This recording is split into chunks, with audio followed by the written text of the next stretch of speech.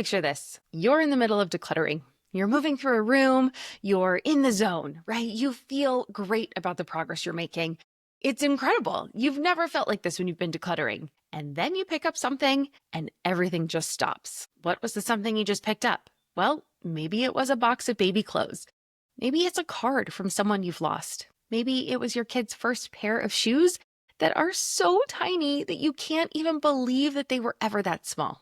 And then all of a sudden, that sorting system that you just learned, that one that says stay, go, or not sure, that method that we talked about last week in that last episode, it doesn't work here because this isn't about whether something is useful. This has nothing to do with whether it fits or whether you need it. This is about what this thing means to you. And you cannot logic your way through that. I know this because I have been in this exact spot. I kept a box of my daughter's baby things for years, not because I needed them and not because we were going to have another child, not because we were going to use them, but because I was terrified that letting them go meant letting go of that season of my life, meant letting go of those memories. Like if I got rid of that onesie or I got rid of this super cute little black sweater with white polka dots on it, that I would forget about that time, about her being little. And I would just basically be tossing those memories. And I've also walked through this on the other side where I've helped my family after we lost my father-in-law. My mother-in-law had to figure out what to do with decades of his things. His passing was pretty sudden and he was pretty young in comparison to how long we all kind of thought he would live, right? You know, he had his collections, his clothes, things that meant something to him, right? And that is completely different. It's a completely different level of emotional weight. What do you do at that point? And so I'm not teaching this from a textbook. I am not teaching this from just what I've learned online or what I've read in my organization books or anything like that. I have lived this feeling. And so I totally understand if you are in it right now too. In this episode, I'm going to teach you a method that I call the joy anchor. It completely changed how I handle sentimental clutter in our own home. And it doesn't ask you to throw everything away. It doesn't tell you to just get over it. What it does is it gives you a way to keep what truly matters and release what's been weighing you down without the guilt, without the fear, without the regret. Sounds pretty good, right? It's a great episode. But for those of you that are new, my name is Deanna Yates. I'm your clutter-free cheerleader. I help you let go of the things that have been holding you down so you can make room for joy and for the things that really matter in your life. This is the Wanna Be Clutter-Free podcast, and that's what we do every week. We are already at episode 305, and if you want to get the show notes for this episode, head on over to wannabeclutterfree.com/305, and you can also follow me on Instagram. I'm at wannabeclutterfree. Okay, enough housekeeping. Let's get into it. Okay, so let's talk about why sentimental clutter is so much harder than every other kind of clutter. Because let's just be honest, it totally is, right? It is a totally different animal. And I think the reason it trips us up so much is because we've confused two things that feel the same, but are actually very different. We've confused the object, the thing, the item that we're holding with the memory that lives in our heart and in our heads. Okay, so we are saying that these two things are the same. When I think logically we know that is not true, but in the moment, it is so hard to differentiate those two things and to separate them. Because when you are holding on to a sentimental item, what you're holding on to is that feeling. It's the season, it's the person, it's the moment. But your brain has attached that feeling to the physical thing. It tells you that if this thing goes, that memory goes with it. If I donate this thing, I'm erasing that person or that chapter of my life. And I think logically we know that that is not true, right? We know that the person doesn't live in this thing. It's just a thing. We know that, but it doesn't make it any easier. And I get it. I totally do. I've gone through lots of those different phases and I understand this kind of guilt fairly deeply. But here's what I have started to realize. Memories don't need a storage unit. They don't need a shelf. They don't need a box in your garage. Memories live inside you rent-free. They always have. The objects are just props, and props can leave the stage without the story ending. Think about it this way. If I asked you to tell me about your child's first steps, you wouldn't need to be holding their baby shoes to tell me that story, would you? You'd light up. You'd tell me the whole thing, where you were, what her face looked like, who you called first. If your partner wasn't there, I'm sure you called them or recorded it and sent it to them, right? The shoes didn't give you that memory. You have that memory. The shoes are just sitting in a box. You're the one carrying the story. The shoes are just the trigger that tell you, yeah, okay, open that file cabinet, take out that memory, think about that memory, right? It's just that the catalyst to think about that memory, but that memory still lives in there. Even if you get, sparked a different way, you'll still have that memory. The shoes are just the thing that reminded you to pull out that memory and think about it. I want to give you an example from one of my clients. She could not let go of a plastic Tupperware drawer, like one of those 3-drawer units that we've seen everywhere. Target carries them exclusively, practically. I mean, there's so many of them. Anyway, it's just one of those 3-drawer plastic storage things. It belonged to her grandmother. And she was struggling to declutter her house. She had a small home, and she was really struggling with this idea of sorting and letting go and figuring out what was useful and what meant something to her. And because it was her grandmother's, she had tied her grandmother's memory to it. And her grandmother, sadly, is no longer with us. And so it made everything heavier, right? I understand. Everything is heavier. But here was the key, the thing that really changed it. She had other items from her grandmother. That wasn't the only thing that her grandmother had left her. She had a quilt from that same grandmother. It was a beautiful handmade quilt that her grandmother had actually made with her own hands. And so I just gently asked her, which one do you think your grandma cared about more? Which one of these things did she actually put her heart into? Which do you think actually mattered to her? Because not everything we receive from someone is going to carry the same sentimental weight. And it was a light bulb moment for her. I know the rest of us can see this so clearly because we are not attached to the items, right? I think that's the other thing about sentimental items. They are sentimental to us and us only, where everyone else is like, okay, right? They don't mean anything to someone else. And it's just sometimes it's nice to get an outside perspective because it can help you see what you're not able to see. Because of course, the answer was the quilt, right? That was of course the one that was more special, that her grandmother had cared about, that she had put effort into.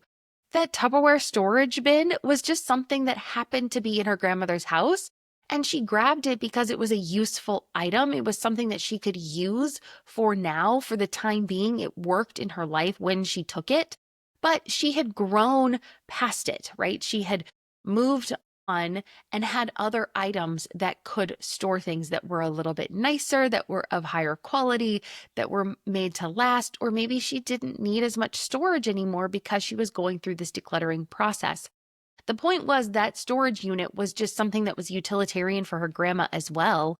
And her grandma probably would have been like, oh, honey, you don't need to care about that. Like, I can just channel like grandma energy of like, oh, sweetheart, I don't want you to worry about that. I don't want you to have guilt over letting go of that.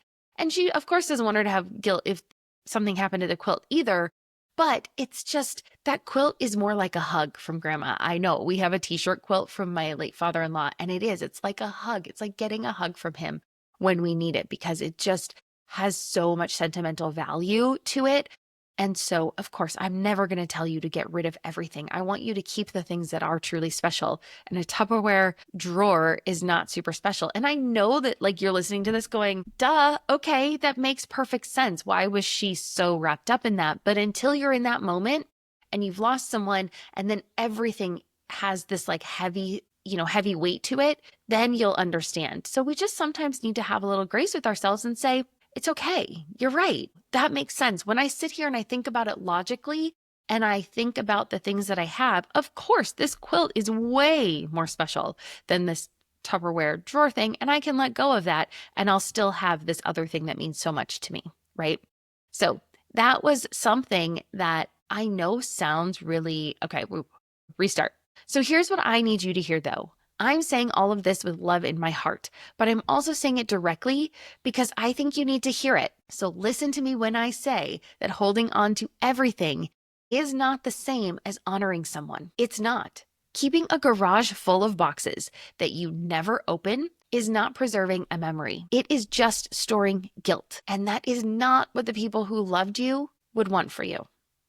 Okay, so that's the reframe. I want you to change it. I want you to know that the memory is not in the thing. The memory is in you. That thing is just the catalyst or the trigger or the thing that tells your brain, hey, remember that? I want you to go and unlock that memory, take it out of the filing cabinet and think about it. And once you fully, truly, really believe that, what I'm about to teach you next is going to make so much more sense. Okay, so just sit with that and let's understand that, okay, I'm gonna just buy into this right now, even if you're not fully there, but I'm gonna buy into the idea that my memories do not live in this physical thing, and I have my memories inside me and inside my brain and my heart, and I can get those memories anytime I want. Okay, if we go on with that pretense, the next part's going to make so much more sense. All right, let's get into it. Okay, so if the memory isn't in the thing, what do we actually do with all of these sentimental items? Because I am not going to tell you to throw everything away. That is not what this is about. And if any decluttering method is telling you to just toss it, then that method is failing you because it's not dealing with the underlying emotion of things. Yes, things are just things, but we as humans ascribe value to them. What I'm about to teach you is something I call the joy anchor method. And here is the idea behind it. When you have a collection of sentimental items, whether it's from one person, one season, one chapter of your life, you don't have to keep all of it. And you don't have to let go of all of it either. What I want you to do is I want you to choose one item from that collection that holds the fullest, richest version of that memory. That one item becomes your anchor. And I have an example for you. I talk about this example all the time because it sits right behind me on my podcast wall or on my backdrop here. And it is the onesie that we brought our daughter home from the hospital in. It carries the emotional weight for the entire collection of her baby clothes. So I was able to let go of her baby clothes because I kept one thing that reminded me of that entire season. It has a little handprint of hers. It has a little footprint of hers when she was born. And so there's so many emotions tied to that one item. Now, at this point in my life, I've been decluttering and organizing and letting go and, really dealing with a lot of these emotions for myself. So when people ask like, yes, it's a wonderful piece for me and I love it. I absolutely love and cherish it. But if our home was lost to a fire or a natural disaster and I no longer had that piece, I would be sad, but I would be okay letting go of it. It no longer holds as much weight as it did. And I think time does that for us. So over time, even as we get more accustomed to this lifestyle and letting go of things and only keeping things that really mean the most to us, I now have so many pictures of that because it's the backdrop in my podcast. So I could go back and see it anytime I wanted and still have those same memories. And I think that's something we'll get into in a minute. But I just want you to know that I really have done this in my life. This is absolutely one of those things that I practice. I don't just preach it, I practice it. And it really does help because if I would not have put that up on the wall, it would have been sitting in a box in my garage with a bunch of other baby clothes that I never would have looked at. And it's one of those things that I would have looked at probably every few years because we'd be going through the garage trying to find more space because we didn't have enough space because we're keeping things like boxes of baby clothes that we're never going to use again. And so it allows me to then have that moment more often. And I get to remember those things more often. And so it's really wonderful. All right, so let me walk you through how we do this. I have 3 steps. I'm going to keep it simple. Let's get into it. All right. I know I'm getting a little excited because to me, this is so special and it really does make such a big difference in your life. All right, so step number 1, I want you to gather the collection, whatever it is. Maybe it's all the baby clothes. Maybe it's all of your grandma's things. Maybe it's all the cards from that season of your life. I want you to put them together so you can see the full scope of what you're working with. Now, I know this step might feel hard, but you need to see it all in one place. So please do not skip this step, please. Once you see what's there, you will be able to call the collection. You will be able to say, you'll be able to curate it and say, okay, these are the really special things. And these things, okay, this is tier 2, right? It is much easier once you see it all together. Okay, step 2, I want you to hold each piece.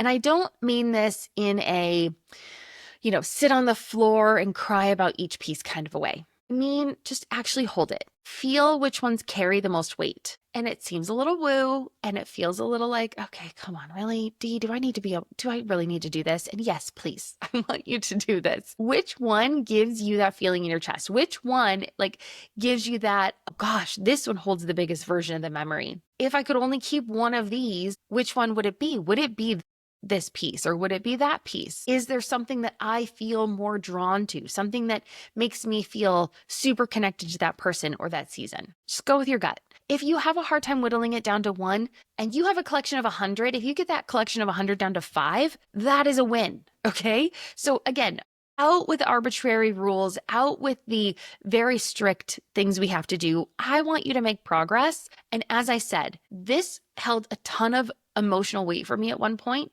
and I'm pointing to that baby item on my wall, and it doesn't have as much emotional weight to it anymore for me. I mean, it's still emotional. I still love it. I'm not going to toss it just because, but that will happen for you as well. So if right now you're starting with 100 and you whittle it down to 20, that's a win. Maybe the next time you look at them, you'll be able to get it down to 5. And after that, you'll be able to get it down to 1. There's no hard and fast rule here. We're just trying to help you let go of the heaviness and that guilt. And by letting go of some things, it's really going to help, okay? All right, step number 3, I want you to choose your anchor. This is where I tell you to get down to 1 item, maybe 2 if the collection is really large. I know I'm going to challenge you to really try to get it down to that. But again, you have to make these work for you. And if being that harsh is going to make you rebel and make you hate me and never come back to this podcast and never try decluttering again and never get your home in order and never feel the joy that comes from living a clutter-free life, then you do you, boo. You choose restart. Then you do you, and you choose how small of a collection you can make that. Okay? But my goal is for you to get it down to 1 item, and that's your keeper. That's the 1 item that earns its place in your home. And then the rest you can release with gratitude. Okay? I know. I did say gratitude. I did say release it with gratitude, not guilt. I want you to release it with gratitude because the anchor is doing its job. It's going to carry the story, and I want you to test it. Test it out, see how it works. I want to go back to that example of late father-in-law's t-shirt quilt, because it is super, super special. It's very near and dear to all of our hearts in this home. And it's something that I think really encapsulates this concept and this idea.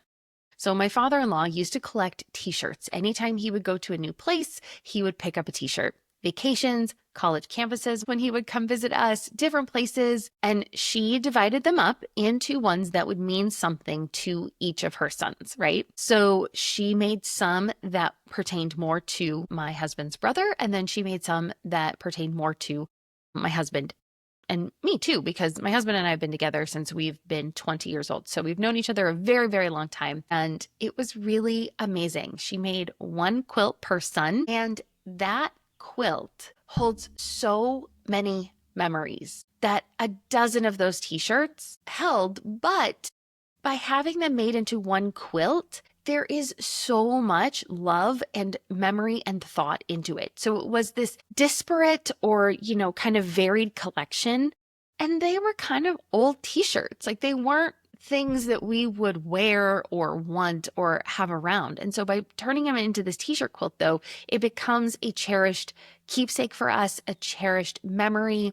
And that quilt is the joy anchor. It is 1 item carrying so many stories. And so we can wrap up in it. We can, like I said, it feels like a hug. When we're having a hard day, we can just grab the quilt and put it around our shoulders and feel his presence and just feel all of the different memories we had with him. We can look over it. We've talked about it with our daughter as she's been growing up, because sadly she never got to meet him or he never got to meet her. And so it just has given us so many different ways to anchor back to my father-in-law. And so it's just a really special thing. And that is what a joy anchor can do.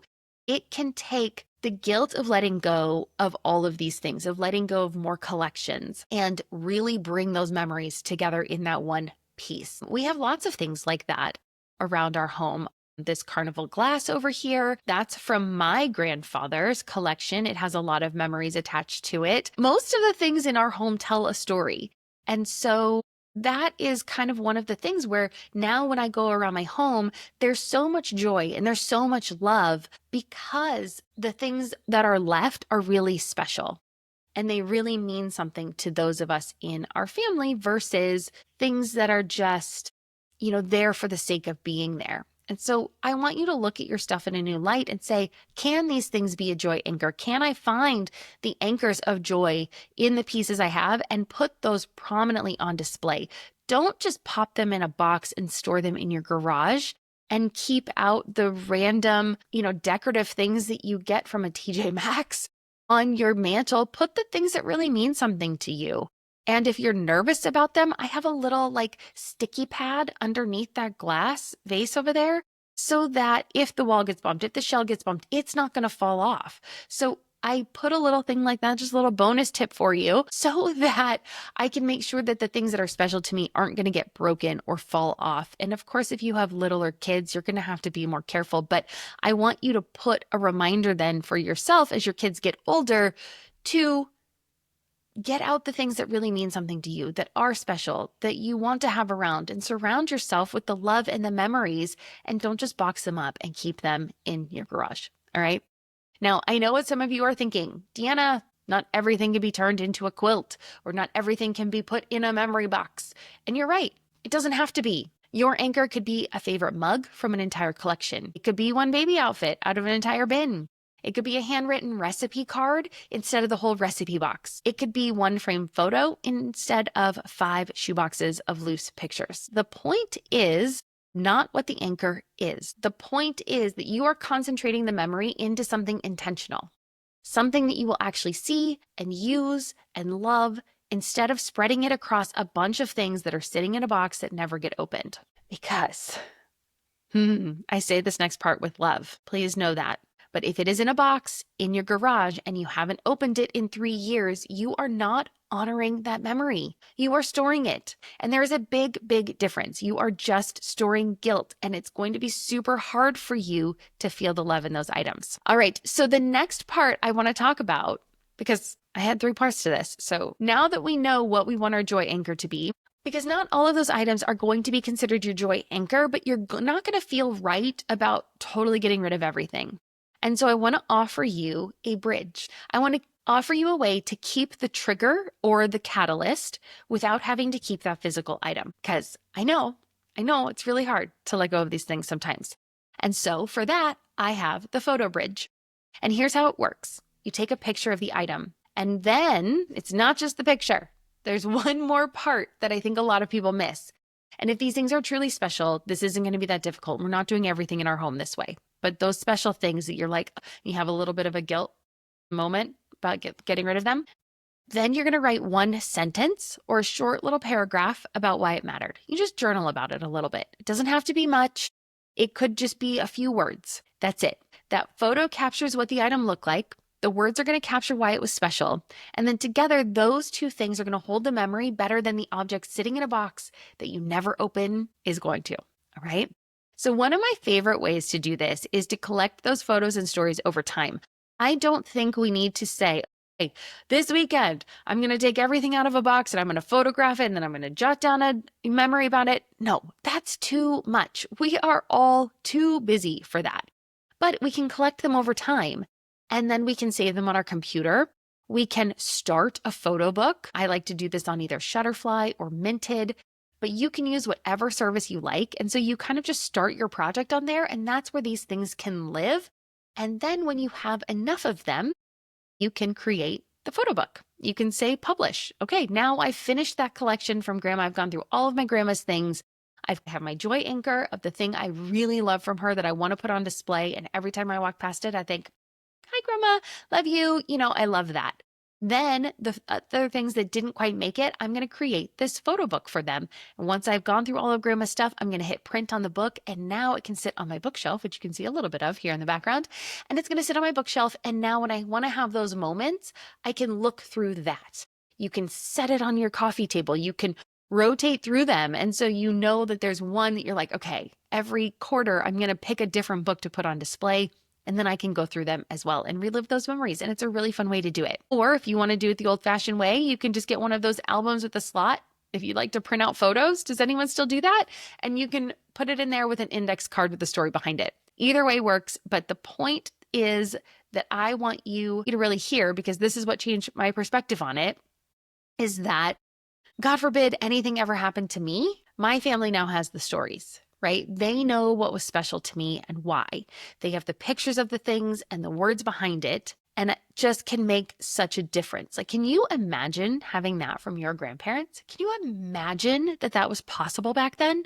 Like, think of what is possible for us now, that we can create these things, curate these things, but we don't have to pass on the guilt of all of those items to our kids. Our kids aren't going to want them. Like, you don't want all the things from your parents, I'm sure. Wouldn't it be nice to have a book that told you the stories behind the items? And you get to know people in this way without having to feel guilty about taking care of all the stuff or dealing with all the stuff or throwing all their stuff away, right? Think about if your grandma wrote a book that said, this was my favorite mug because your grandpa gave it to me the morning after our first big fight and it meant everything to me. Like, how sweet would that be? That'd be pretty cool. You'd be like, okay, they were real people. And you get to see a little bit of the glimpse of their real life. What a gift that would be. That object couldn't tell you a story, right? If you got a mug from your grandma, you wouldn't know the meaning behind it or the story behind it, or maybe it wasn't meaningful at all to her, but now you're stuck with it because you think it was meaningful to her, right? All right. I love that idea. I think it lets go of a ton of the guilt for holding on to our things. I think it is fantastic to help the future generations, and it allows us to let go of our things with gratitude and let them out into the world to bless other people. We already have so much stuff on this planet. I would love to encourage us to buy secondhand, to give and donate with grace and gratitude so that our things can go bless other people, and also in turn go see where we can find things that have been pre-loved so that we are not desecrating the planet with cheap crap that no one needs and we're all going to throw away anyway. All right, I know that was a little sidebar, but I want you to know that this also works for kid stuff too. Our daughter has always been sentimental, so she is attached to her things, and I respect that about her. Like, she's very introspective and very sensitive and caring and empathetic, and I love all of those qualities.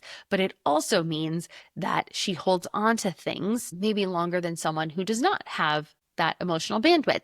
And so some of the things that she has loved, we have just repurposed. So she had some t-shirts that she had outgrown, but she just couldn't part with them. They had such great memories for her. And so we turned a couple of those into pillows. That's a physical anchor. Same idea. Taking something that you have, turning it into something that you'll use, and you get to still love it and keep it. And by the way, t-shirts, you can take two t-shirts and make them one pillow because they have two sides.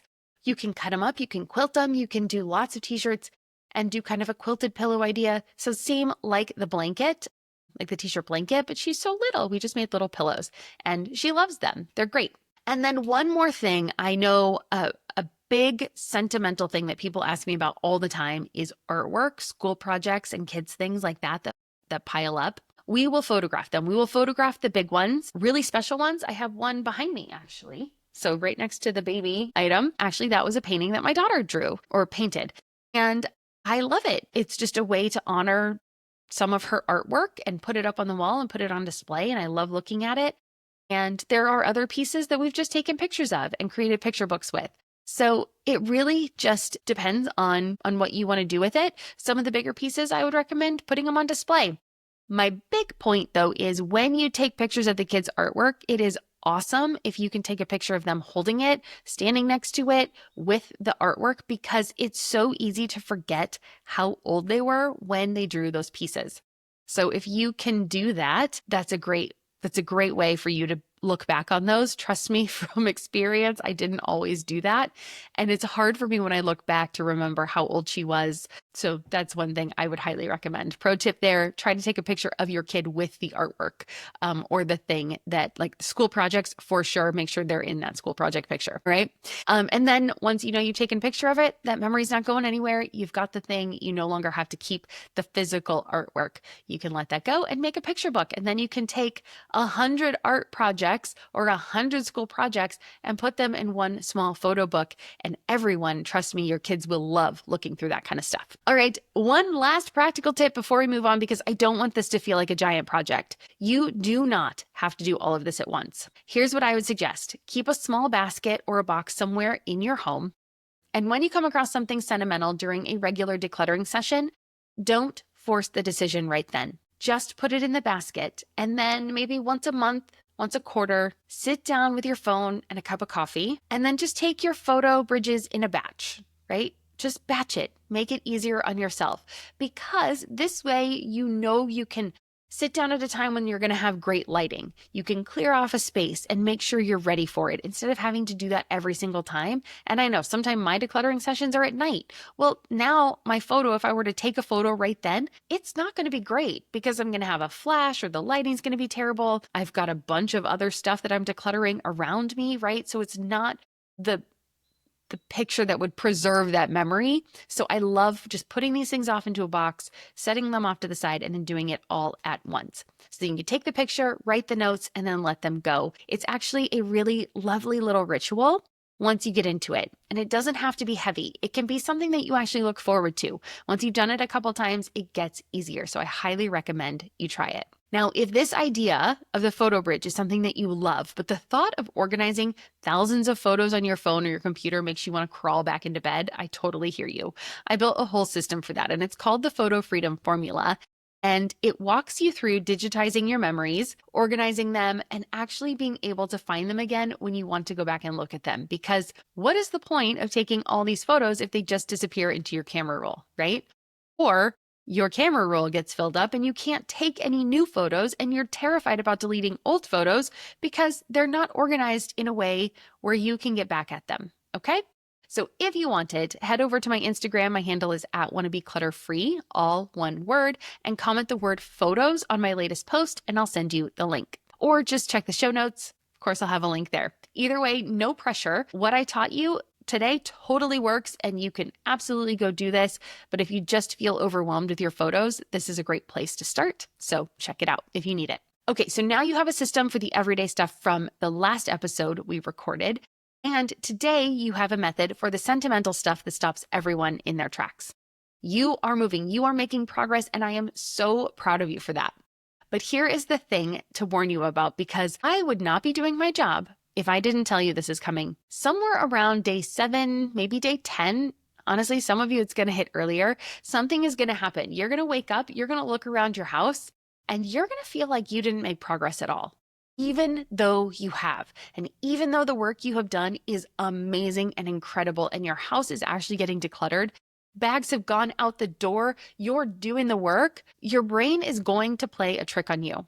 And I don't say that to scare you, I know, but I want you to be aware. It's going to recalibrate, and suddenly your whole house is going to feel cluttered again. You're going to be like, what the heck? I'm doing all this stuff and it still feels cluttered. What is going on? And if you don't know that's coming, it's going to stop you in your tracks. Trust me, I have been there. How many of you have been there? You're doing great, you're on a roll, and then one morning it just feels like, ugh, nothing's happened, or it's just not happening fast enough and you want to give up. This is called the motivation cliff, and almost everyone is going to hit it. So in the next episode, I'm going to explain exactly what's happening in your brain, why that's happening, and I'm going to give you a workaround so that you don't quit. So please go listen to that one now. If it hasn't come out yet, subscribe so you don't miss it. All right, I'll see you there.